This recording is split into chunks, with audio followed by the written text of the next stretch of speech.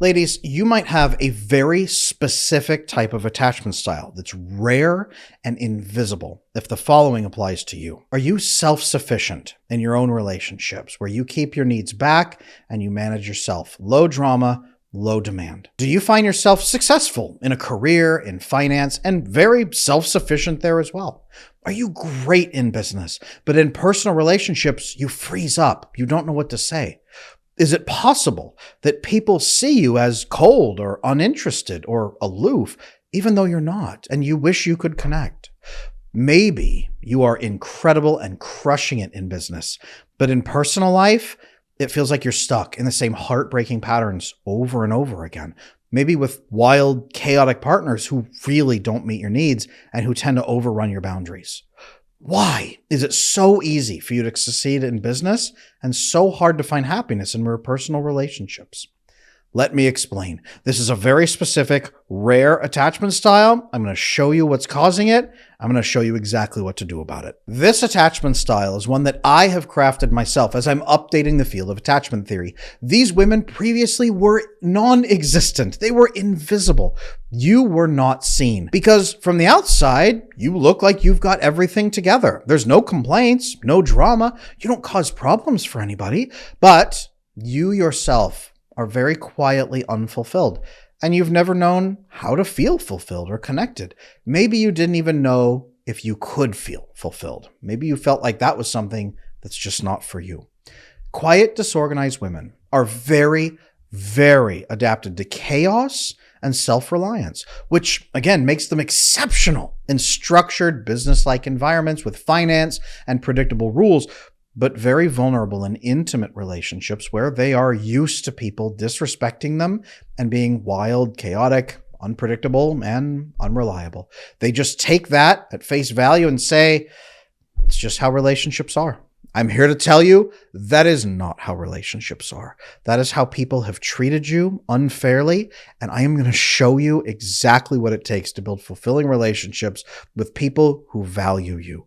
Let's cut through your freeze response and show you how to say and do and live and experience the things that you've been craving all of your life. Here's exactly, first, why quiet, disorganized women excel in business.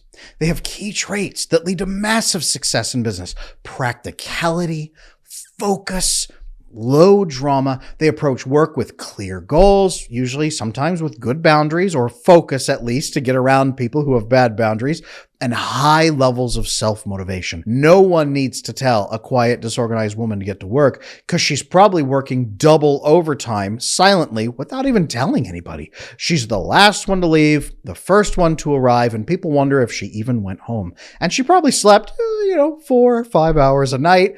Good enough, I'm back at work again. They thrive on coffee and caffeine because they tend not to sleep very well, and that's okay.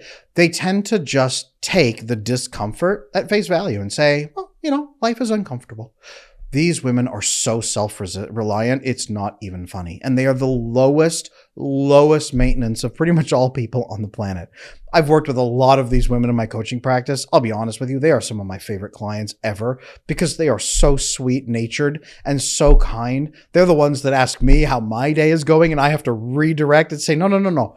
We're here for you today. Let's take care of you. And they go, well, I don't want you to feel left out. And I say, well, thank you, but I'm your coach and I'm here to help you. These are some of the sweetest people on the planet, just to be honest with you. If somebody shot them, I think they would say, oh, I'm so sorry.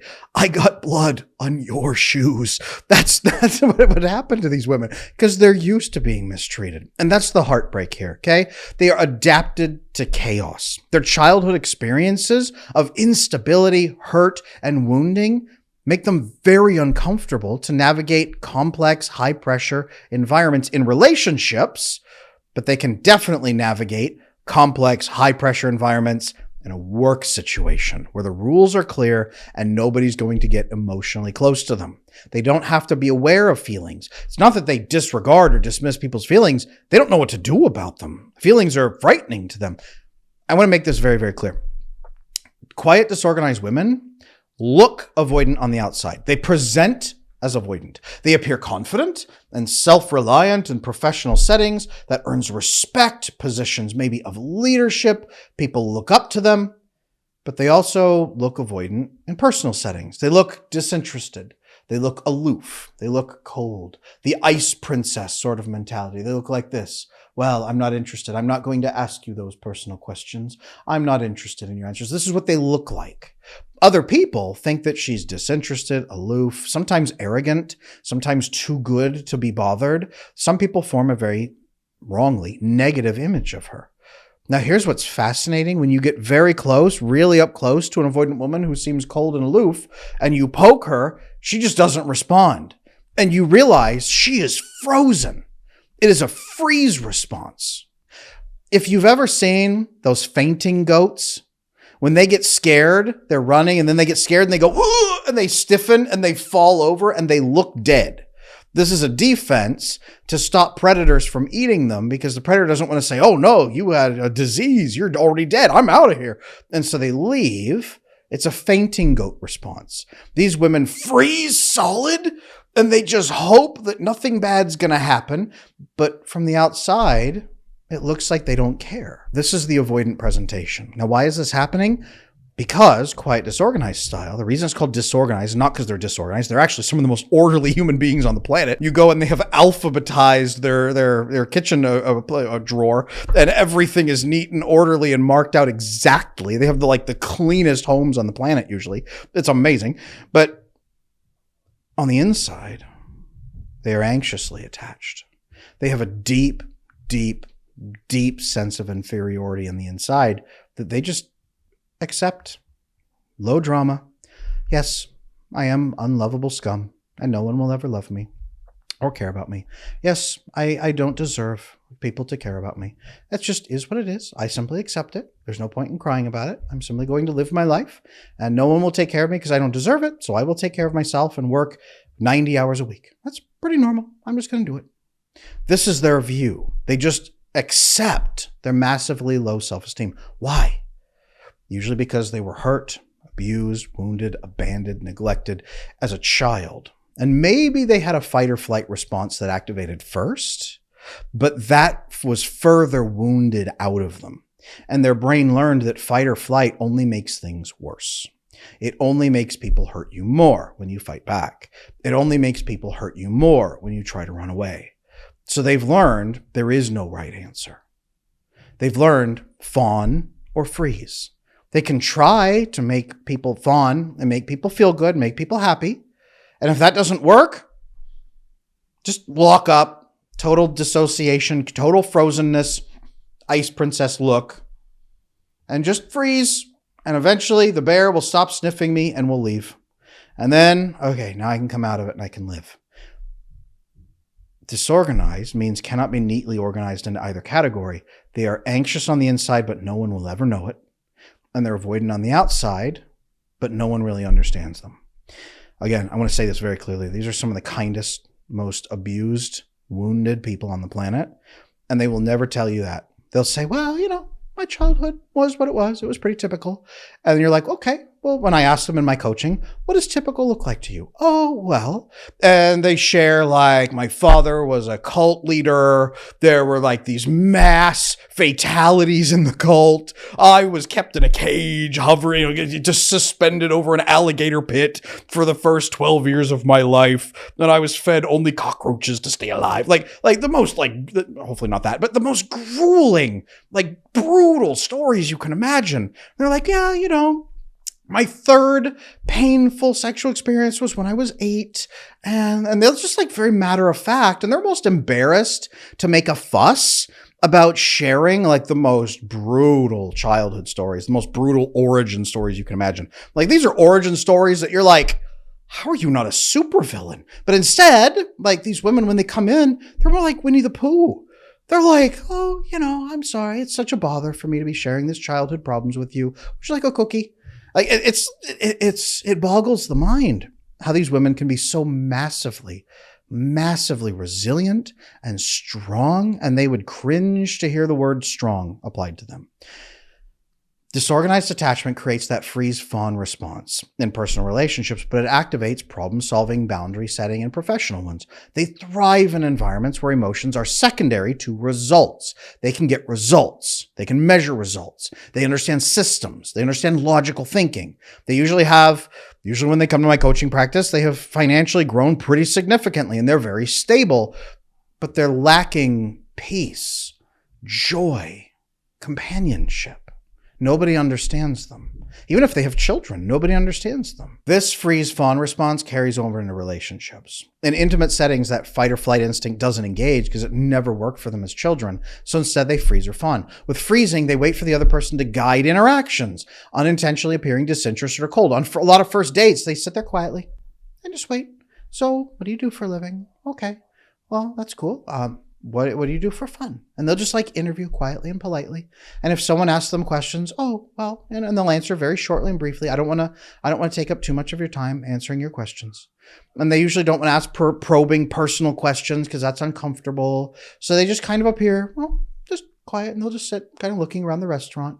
And the guy is like, man, she's not liking me. She's not what is wrong here? If he's anxiously attached, he might try to pursue her for approval. And she's like, oh, I'm sorry. That's okay. And she just maybe won't. This is when avoidance will activate. She doesn't want to be emotionally responsible for his feelings. So she'll kind of push back. So she does. These are not women that usually connect to anxious men. Avoidant men will be like, ugh, she's not interested. And she's not responding to me, provoking her. Secure men will just think she is completely disinterested. And she's like, well, he was very nice. And then I wonder why he never called me back. And it's just very calm. Well, it's probably because I don't deserve a call back. I'm probably just not good enough. Now, the people that manage to get through and push into their fawn response is the very, very bad boundaries, chaotic partners who get in real close and push at her boundaries and expect her to start pushing back and engaging. And when she doesn't ask about red flags. She doesn't say, I'm concerned about this. She doesn't push back. She doesn't stop him from doing, verbalizing weird stuff. She's like, oh, well, I won't judge you if that's what you're into. And he's like, who? And he gets up close. He says, oh, she doesn't have boundaries. Unconsciously, he's pushing in. Now I can get my needs met and she won't ask anything or stop me. This is why the only people quiet, disorganized women usually pair with is men with really manipulative attachment, people with really loud disorganized where they are wildly chaotic in their own emotions, or personality disorder men who are out to exploit and hurt other people. And she's used to that, so she just kind of takes it and tolerates it, quite usually. It's not that she has zero sense of self-respect. It's that her boundaries around bad behavior are so weak because she expects such horrible behavior that she's tolerant of mostly bad behaviors, especially if the other person makes excuses. And she could say, well, I guess you're having a hard time probably being reasonable, but if you're trying, that's okay. I'll be patient for 3 or 4 years.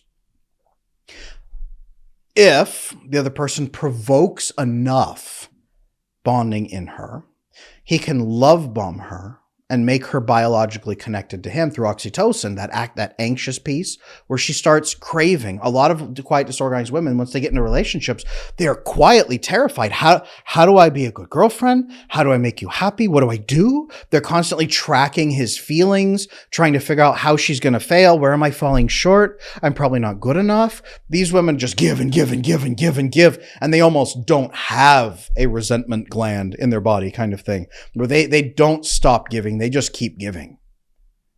This is the fawning response. They over-accommodate. They tolerate bad behavior. They give far more than they ever receive. Unhealthy partners pursue them.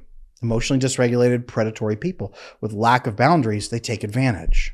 Healthy partners walk away. Now, most of these women, it doesn't occur to them that life could be any other way. So they usually come into my coaching practice in their late 50s or their 60s when they've had 1 or 2 bad marriages. They're usually very monogamous, long-term relationships with long gaps between.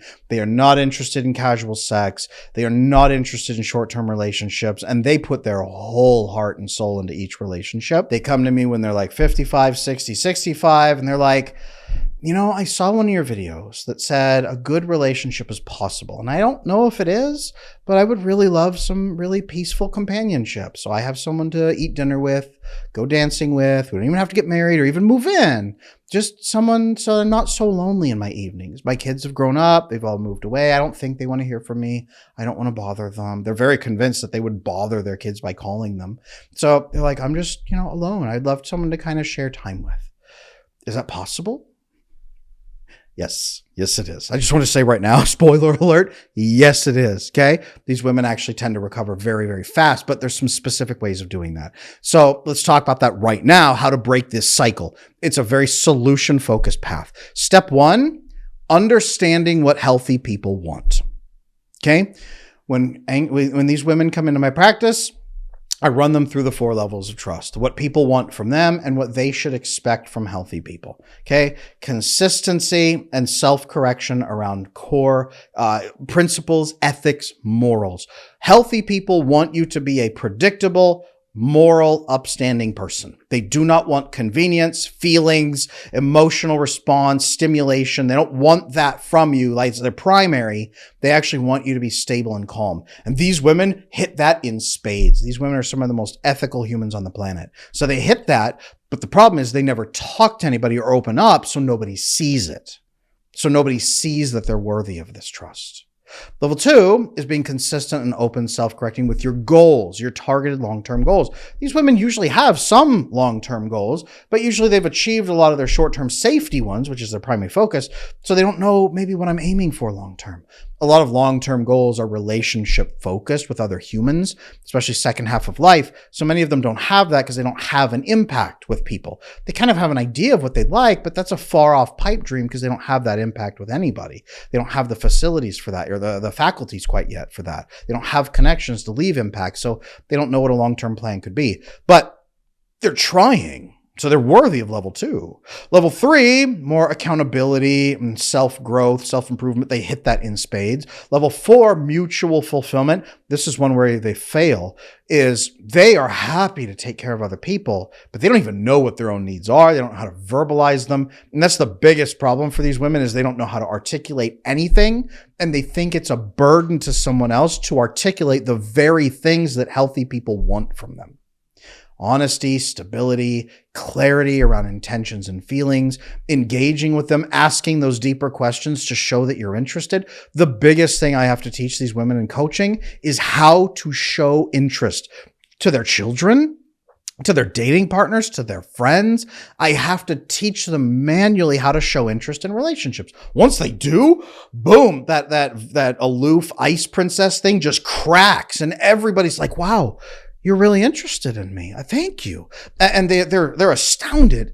These ladies are astounded at how people start really resonating with them, and they're adored, and they're like, why? Excuse me, why do you adore me? It's almost like the feeling they're confused. The problem is that they reject that lack of communication as the cause. They don't understand. They think they're being polite. That perceived disinterest, that's the problem. The takeaway here, ladies, that you need to understand is that other people are not rejecting you, and they haven't. They're rejecting the lack of communication, the lack of interest, and the perceived disinterest that you have. They think that you don't want them or care about them. That's why they walk away. It's the message you're accidentally sending. So understanding how to send the proper message, really crucial. Now, step 2, communicating clearly on dates. Especially being upfront about your desire for a committed relationship and not willing to settle for casual sex or really chaotic relationships that are just come and go. Example, hey, I'm looking for a long-term relationship. Are you open to that? Is that what you're looking for too? I'm only interested in a long-term relationship. I'm making sure we're on the same page. Is that what you're looking for? Friendly, polite, kind, not mean in any way, shape, or form, but filtering. Okay, this filters out unhealthy partners pretty quickly while signaling interest to the healthy ones. The healthy ones want to hear that you're only interested in a committed relationship because that's a great sign for them. They are too. Learning to filter more. A lot of these women are great in marketing, by the way, and they understand how to market to the right audience. They don't realize that they're marketing to the wrong audience in their dating and that they're failing to market to the correct audience through the ways that they're interacting on dates. Marketing. Ladies, marketing, very important. Step 3 then is asking more personal questions. Healthy people expect these questions. It shows that you're interested. And you can actually say, here's a phrase. I have to give these ladies a lot of phrases because no one has let them say much in childhood, especially. So they haven't practiced using phrases. So things like, hey, I'm sorry if this is too personal, but I'd really like to get to know you. So just tell me if it's too much. But asking them questions. What's something that you're passionate about? What are you working on right now? What challenges are you facing? And is there any way that I could help? What are you really interested in this week? What's been the best part of your week so far? And then following up questions on what people have said, branching questions, asking for more information. Oh, why is that important? That's what you did this week. Why? What drove you to do that? The why, the deeper personal questions. It shows that you're interested. And healthy people expect that. Avoiding that freeze response by preparing a few key questions before the date can be really helpful. Like that, I usually like, hey, what's something you're working on? What are some challenges you're overcoming? Who do you go to when you need some advice? Who keeps you accountable? These are great questions to ask men on first dates, and these ladies are stunned to know that good men expect and want and welcome these questions. Unhealthy men will run screaming from the table. Great filter. And step number 4, learning to express your needs. Don't ever assume that other people will know what you need. Tell them. Now, this might mean you have to actually figure out what your needs are. And a lot of these women have no idea because they've never had someone actually care enough to try to meet their needs or take care of them. They're used to taking care of other people. But the relationship needs are crucial. Places where you're hurt, places where you are struggling, places that are unsustainable, places where you're feeling drained, places where you need to feel refreshed, but you're not sure how. You could say, for example, hey, it's really important to me that we check in with each other once a day just to see how we're doing. How do you feel about doing that? Does that work for you? Hey, could we check in once a week and talk about anything that's not feeling quite right in the relationship? I would love to make sure I'm doing my part to help you feel loved. Ladies, this does not have to be demanding. You don't have to feel mean and awful by asking somebody how they can feel loved. It's a great thing to do in a relationship, and talking openly about your needs allows the other person to reciprocate. Think about this. If you were just receiving, and the other person never wanted anything or accepted anything from you, you'd feel like a charity case, and you probably would back out of that relationship. This might be how you're accidentally making other people feel by not letting them reciprocate and give back to you. You're only going to pull in people who are takers. You're not going to pull in healthy people who want to reciprocate with you. The message you're sending is, I'm not interested. Please go away. I don't trust you. Even worse. This is why step number 5, boundary setting. Saying no to behaviors that don't align with your values or your goals, being able to push back on people and say, I'm sorry, I can't accept that behavior. That's something that's going to violate my principles or my goals. It's not that I hate you or that you're a bad person. I just don't have capacity to deal with that. So if you want to do that, that's fine, no judgment, but I can't be a part of that. So you'll need to do that in a different relationship. Super easy, super polite, super Winnie the Pooh. But being able to do that is crucial. Respectfully communicating what's acceptable and what isn't is actually what attracts the best partners. They want you to have those boundaries.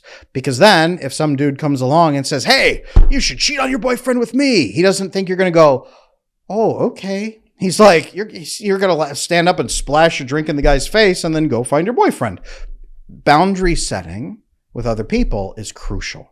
And it also helps them understand that if they cross your boundaries, you'll let them know and work with them. They don't have to tiptoe around on eggshells trying to figure out where your boundaries are. That makes them scared. Now, all of this is really shocking to these women when I work with them in coaching, but they're like sponges. They absorb this information and they crave more. That's why this works, because it transforms the attachment pattern so quickly. It builds secure attachment and they experience proper bonding for the first time. Now, it's hard for them to feel that intimacy and relax into it and trust it, but over time it begins to grow, especially as their oxytocin receptors that have been unused shift back from others to, and vasopressin bonding shift back to oxytocin. Then their capacity for feeling loved, relaxed and calm and really close and bonded also increases over time. By learning to express needs, ask questions, set boundaries, you create the conditions for great relationships that are fully sustainable, low drama, and you can live comfortably in them. This fully changes that narrative that you're cold and aloof and disinterested. Now you're warm and approachable. You've simply accidentally been sending the wrong signals. But now healthy people will know you. They'll respect and adore your efforts to connect. And then they'll connect with you. It's not you doing all the work. It's shared work together to build a great connection. They just need to know that you're there and that you want it. And when you do, the relationship changes are phenomenal. Now, if you've stuck with me this far, number one, thank you. I appreciate the trust and I appreciate the care. You're some of the most lovely people on the planet, so I'm glad to be able to give this information. I hope that you'll use what we've talked about so far. Now, if you have felt invisible in relationships, if you've felt stuck in patterns of heartbreak, hurt, and constantly wondering why things don't work out despite all of your efforts, this is your chance right now to change everything. I know you've been searching for answers, for a way out of all that chaos, and this is it. Now, you're not just watching this video to learn. You're watching because you want something real. You want love that lasts, even if you don't yet believe that you can get it. You want intimacy that feels safe, and you want a relationship where you can finally stop questioning your worth and feeling like you are walking on eggshells. The truth is that you've been operating from an attachment pattern that has been holding you back in your personal life. And unless you break it, these patterns of heartbreak will continue. Now, I do have very good news. You don't have to continue with those patterns. By using the right tools, guidance, and support, you can transform the way that you approach relationships fast. That's why I'm inviting you to join me at the Attachment Immersion Retreat this May, or to work with me one-on-one in some private coaching to change the way that you love forever. Let me explain both to you. At the Attachment Immersion Retreat, I'm going to show you how to transform your life and your relationships in just 3 days. This is not another workshop or seminar. I'm sure you've been to plenty of those. This is a total reset on your relationship skills and the way you think about and experience conversations and closeness with other people. In just those 3 days, you're going to master the tools you need for secure attachment through immersive, hands-on learning with me and my certified coaches who will be there. We're going to rewire your attachment style to gain clarity about how your attachment style impacts every relationship. And we're going to start building secure patterns that foster love and intimacy that you can relax into and really enjoy. You are going to learn to build trust. You're going to master communication techniques that will make your relationships feel, dare I say, safe, supportive, and deeply connected, the way that you've always wished they could be. And you're going to experience real connection. It's going to move you beyond surface level relationships and finally feel seen, valued, and understood. So I invite you to join me at the Grand Hyatt Resort up in Vail, Colorado in the first week of May. It's going to be a space designed for peace, reflection, some luxury eating and luxury sleeping, really great space. I enjoy it. And overall life transformation that will give you the relationships you've always been looking for. That's May 1st through May 5th here in 2025. It's limited, just a few participants, because I want to have an immersive, high-impact experience. We're not going to be having hundreds of people here. It's a very small, intimate connection so that you can work with me and with my coaches to make sure you get the skill training you need. This is going to be, it's going to be everything people have wanted in a retreat. It's not going to be me lecturing from a stage. This is me working with you to show you exactly what to do and exactly what to say to build that mental muscle memory so that when you get home, you are already ready to launch into better relationships right away, the moment you get back. Now, if you are not ready for the retreat, that's okay. And if you're looking instead for personalized one-on-one attention over several weeks, I have private coaching. This might be a solution that works great for you. A lot of quiet, disorganized women come into my coaching practice and we work together to make this work. Coaching in particular tends to work better for these women than therapy does because it's customized specifically to your needs. Every session from beginning is tailored to uncover your specific attachment challenges and skill gaps and create a step-by-step plan to overcome all of them. It gives you real-time feedback to work directly with me, practicing your communication in the sessions, to set boundaries with people, get those phrases you need that you never knew how to articulate that feeling or that need, and then build your trust in relationships in a way that begins to feel very natural to you over time. This allows for quick, fast transformations that last. Coaching helps you move much faster than you ever thought possible, turning patterns of heartbreak into secure, fulfilling love. Together, we're going to eliminate unhealthy attachment behaviors that have pushed the healthiest people out of your life. We're going to learn together to express your needs in a way that builds trust and mutual respect. And we're going to rebuild those damaged relationships or attract emotionally healthy partners for the very first time. If you've been looking for good relationships all of your life and didn't believe they were for you, they are. Your marketing is just wrong. That's really all. We need to fix that really fast. You need to act now, though, because every day you wait is another day stuck in the same cycles of heartbreak and pain. Secure attachment is not something that you're going to stumble into, and you probably know that by now. It's something that you learn, and these opportunities are your fast track to mastering it. So if you are ready to stop wondering what secure connection feels like and start living it, join me at the Attachment Immersion Retreat. Spots are limited, and they are filling up very, very fast right now. So please don't miss your chance to transform your relationships and your life. I'd love to see you there. Click the link below in the description to secure your spot right now. Or if you're not ready for the retreat, private coaching is the perfect way to start your transformation today. Work with one-on-one guidance from me or from my certified coaches, and you'll finally gain the clarity, the confidence, and the tools you need to create the love and life that you deserve. Book your first session right now. I'm Adam Lane Smith. It has been an honor to present this information to you. I hope it has been helpful. Please take some initial steps to really look at your life and ask yourself, is it possible that I look disinterested to the people around me? Is it possible that my freeze response is chasing away the best people? Is it possible that people might actually like me a lot more than I realize, and I just haven't realized it yet? Well, the answers are all yes. I'm just going to spoil that for you. But thank you for sharing this time. Thank you for trusting me with your time. Please, please, please, I would love for you to like, comment, subscribe if this has been helpful. Let me know, drop a comment. If you want to reach out with an email, I know some ladies are very hesitant to share their emotions in public. Totally understood. You were punished as children for that, so understood. Shoot me an email, support@adamlanesmith.com. It'll come to me and my team. We'll be happy to talk with you. If you have needs we can talk through what you're looking for.